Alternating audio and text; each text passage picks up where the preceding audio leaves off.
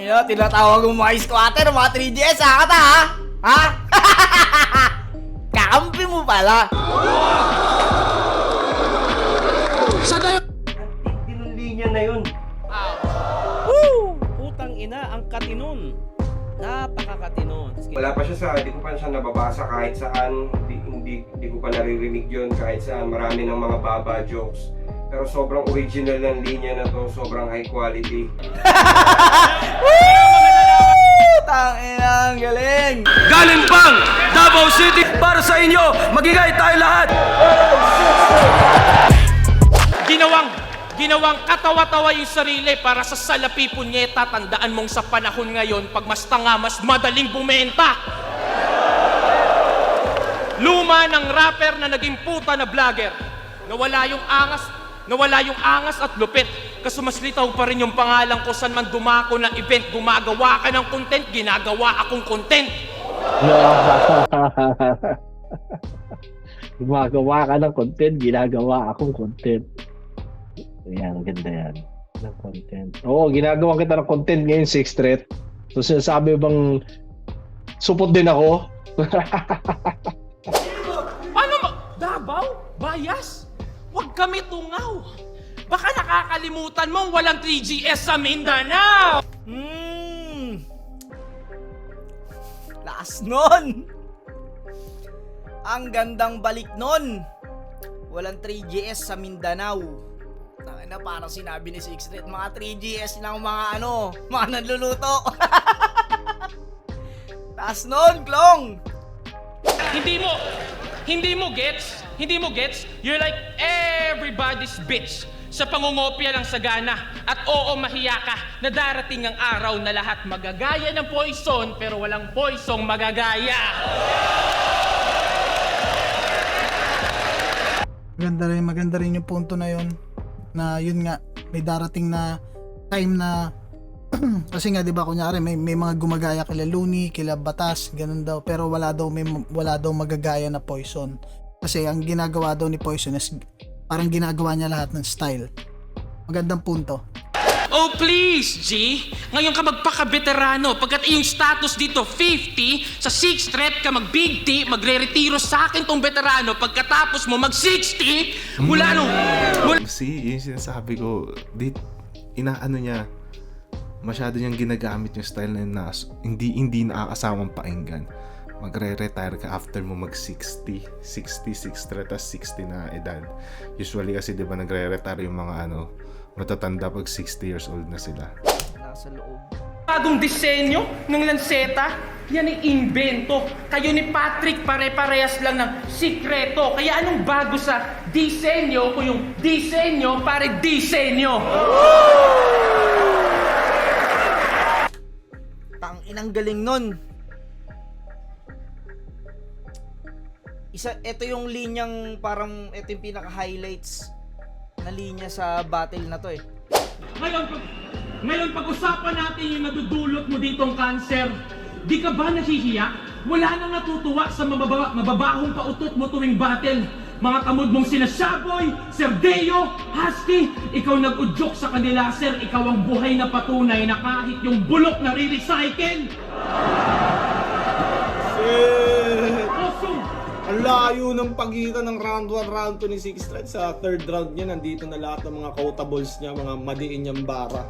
Tsaka pati yung delivery niya, on point na. Kumpara nung una, di ba parang nangangapa siya. Gapo! First time ko dito. May chance kaya akong manalo? Kay konti lang, kay konti. Tangina, ang galing! Mind game, di ba? Galing nun. Kinukuha na agad ni 6th Street. Kumbaga nilalambing na agad ni 6th Street yung crowd dito sa Gapo. Galing nun, magandang yun. Magandang tactics yun. Mula nung laban ko kay Tats, panay paramdam. May balak pa lamang apak ng sapatos. Pues middle finger dito sa pusi, parang babaeng nagparaos. Now I just snap! Tupok buong Marveles sa aking pag-alatanos. Kung ikaw nag-name drop, ako nag-drop name. Laglag pangalan mo pagkatapos! Solid na punchline yun. Ganun ulit yung binabaliktad niya. Kung ikaw nag-name drop, ako nagda-drop name. Laglag yung pangalan mo pagkatapos. Alam naman ng lahat sa isa buhay, yun nga, bracketing, pag natalo ka, laglag ka na, laglag yung pangalan mo dun sa poster. So ang ganda ng pagkagamit niya nung name drop, tsaka drop name. You the underdog, bitch. If you perform beyond your pathetic expectation, automatic yung hurado sa'yo. Habang kailangan kong talunin yung huli kong pinakita para lamang manalo sa laban na to. May sarili... So napaka-solid nun. Mapapansin natin doon, ang solid ni Six Threat mag-English. So kung di ako nagkakamali, mukhang nag-BPO yata to si Six Threat eh. Mukhang... Oo. Tingin ko ganun. So mukhang yung English ni Six Threat dito parang BPO na kakatapos lang mag-nesting.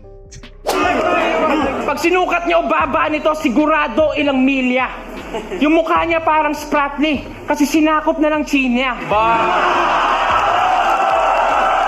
Naalala ko tong linya na to. Nung una kong napanood tong laban na to, parang napasabi ako yung linya na yun sobrang galing as a joke. Joke siya pero bara siya na wala pa siya hindi ko pa siya nababasa kahit saan, hindi ko pa naririnig yun kahit saan, marami ng mga baba jokes. Pero sobrang original ng linya na to, sobrang high quality. Nasa isip ngayong kaumasta ulit. Sobrang atat makipaglaro sa anim. Nagbalak mangulit. Total rush ka ng rush dyan. Ito ang Russian roulette. Putang ina mo. Dalawang punchline na agad na sobrang lakas. Niyabangan pa si Zaki. Inggit ka lang kasi nakakasama ko, dasos. Oh, but how's that working for you? Karera mo, umabante ba? Yung mga shows mo ba, dumami na?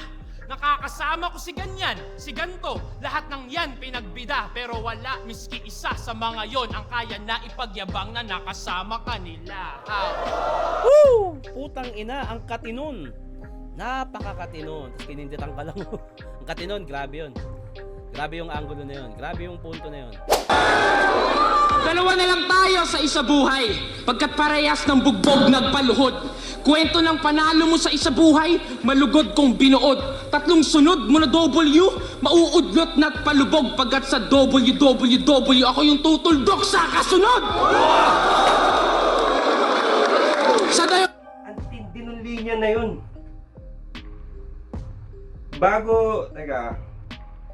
Sa WWW, ako yung tutuldok sa kasunod. Dahil bago nakarating si Apex dito sa finals, syempre, kinailangan niya manalo muna ng 3 sunod.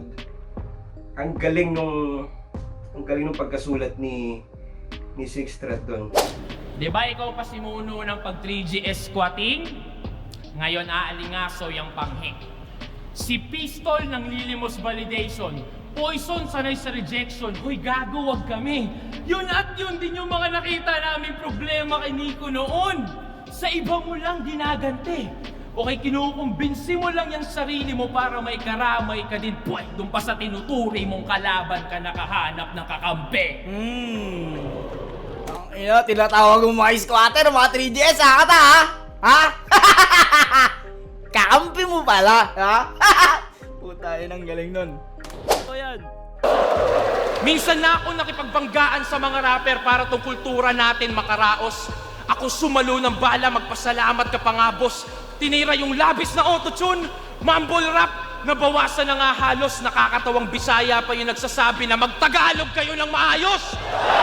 Anong narinig ko to, gusto ko siyang i-rebat na tangina, ako ba yung nagmamumble, ako ba yung nag-auto-tune? Tapos nung naisip ko siya nung patapos na, parang parang in general niya sinasabi sa rapper na magtagalog kayo ng maayos, hindi lang ako.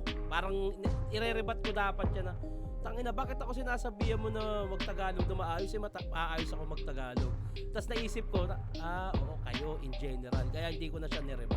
At kung akalang madadaan mo ako sa delivery, lasapin mo na lang tong halik ng karma. Walang patutunguhan yung delivery pagtapos ko tong burahin sa mapa.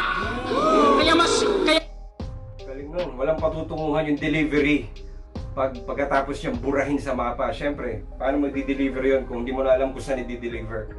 Ang galing ng wordplay niya dun. Isa kayo sa gumawa ng reaction video Ano yung kwarta nalasahan? Nakinabang din pala sa beef, baka nga daw magatasan. Isa yon sa lang...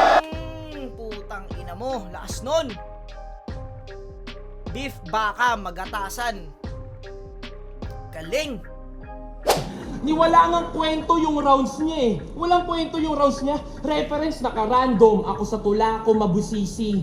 Fibonacci, pag nagsulat to, nakakalculate ko ng maigi. Iba yung rapper na pandayo sa rapper na may artistry. Iba yung Leonardo DiCaprio sa Leonardo da Vinci. Yun, solid yun.